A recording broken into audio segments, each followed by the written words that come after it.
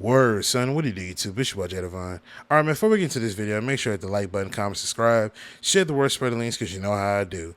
If you haven't already, you can hit that subscribe button, click the bell icon so you're notified every time I upload. Without further ado, let's get into it.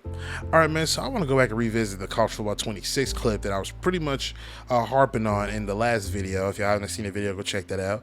But I want to talk about that clip because the one thing that I didn't like in that clip was pretty much how both of the linemen, the tackle and the guard, were double teaming the nose tackle, which allowed the defensive end to come through pretty much scot-free or scathing, not scathing, but pretty much untouched coming through the gap, right? And I don't know where the center was at the time. So with that being said, I wanted to kind of talk about that for a second. So if you haven't already, man, make sure you sit back, chill, take a pee break, and pause the video, get you some popcorn, because you know how I do.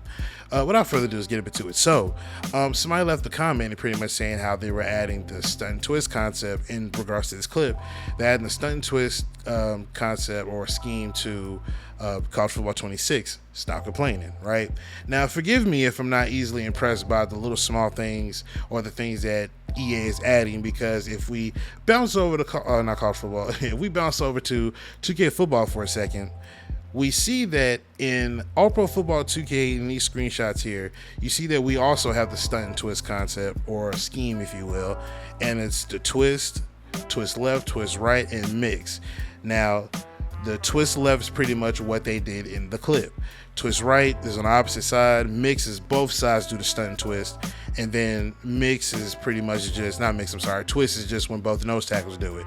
And if you look at the play art, if I zoom in a little bit, you'll see that the dashes, those are the ones where you're pretty much, that's the one who's going to go stunt. And then the other one, that's the solid arrow, that's the one that's supposed to wrap around and make his way through the gap that's supposed to be created. Now, I want to look at these two clips here for All Pro Football 2K8, and basically, one, I wanted to show if the center wasn't being blitzed, or if he didn't have an assignment. Now, I know this is going to look kind of wonky, but I wanted to show how, in a nutshell, that EA really forced that clip on us. You know what I'm saying? Because I don't really think that the stunt and twist is that overpowering to the point where the blocking isn't going to pick up on it. You know what I'm saying? I feel like they forcefully set up a double team on that side so that they can show the stunt and twist scheme. You know what I mean? Because I truly, genuinely feel like, you know, of course, it all boils down to, you know, what type of player we got on the other side. If he doesn't have any abilities, or if he's just a regular, you know, Joe Schmo, or if he's a 5-star athlete, whatever the case is, of course, it's going to vary between player to player. But I feel like, in a nutshell, the stunt and twist concept cannot be that overpowering. I understand that it's pretty lethal in the right hands. I understand it, but it cannot be as consistent or as lethal as the game is trying to make it seem, or in the trailer as it's trying to make it seem. Now, the other clip I'm going to show you here. Now, if the center is actually occupied, now I can see how the stunt and twist concept can be a lot more lethal, because now not only are the tackle and the guard on the other side, on the right side, not only are they occupied, but the center is also occupied as well. So now it's pretty much basically up to those two on that side to pretty much hold it down. And as you can see, they're pretty much getting through. I see he didn't sack him just yet, but the whole case and the point is, that had to been what happened in the trailer. It had to have been, because where was that center in that trailer? You know what I'm saying? Like, where exactly was he at? And then again, if you don't want to look at it like this, then we got to compare the game engines, because everybody knows that pretty much 2K football has great blocking. Is it perfect? Absolutely not. And I wish y'all would stop saying that anytime I break these videos down or I talk about college football, because anytime I critique college football, y'all swear me down that I'm saying that the game needs to be perfect, and I never, ever said that. If y'all want to timestamp that, go right on ahead. Timestamp this right here.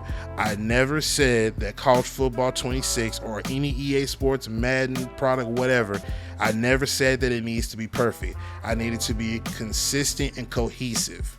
All right, I'm not here for inconsistent gameplay.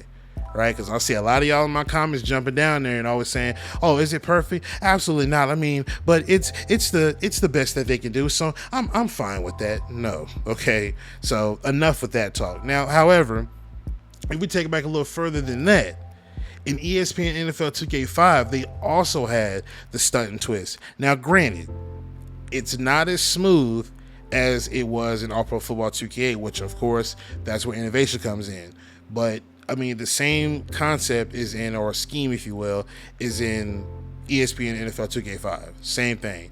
Now, like I said, it doesn't look as clean, it doesn't look as fast, but it's still there. You know what I mean? So that really just all goes to show that 2K football honestly was ahead of its time. And I know y'all are sucking your teeth, rolling your eyes, blowing your breath. Oh, you still talking about that old ass 2K football. I mean, I'm tired of talking about it, honestly. But it just shows how far behind EA has to catch up in order to still somewhat be relevant. You know what I mean? And I really hope for the day that we can stop talking about 2K football. We can stop talking about game day. We can stop talking about NFL fever. I'm waiting for the days that we can stop talking about these games and we can actually be okay with what we have in this current generation. Now, I'm pretty sure there's going to be a bunch of people in the crowd that say, well, I'm fine with this current generation games. I mean, I want to play those old ass games. That's totally fine. You know what I mean? If that's what you enjoy, hey, enjoy yourself. Enjoy your game. You know what I mean? Let's stop jumping in my comments and saying how I shouldn't say X, Y, and Z because, oh, I think it's a great game. I mean, you should just be happy with. I don't have to be happy with anything. I don't have to be happy with the bare minimum because the bar is set extremely low. I don't have to be all right with mediocrity. Like, when I see something to be better, I'm going to speak up and stand on that. Because as for a lot of things in life, if you see something that can be better in quality, you would go for that. If you see something that could be better, you would speak up on that rather than just accepting what's given to you. But let me know what you think in the comment section down below. I'm going to get up out of here. Make sure you hit the like button, comment, subscribe, share the word, spread links, because you know how I do. I'm going to get up out of here, man. It's your boy Jay Divine, and I'm signing out. Peace.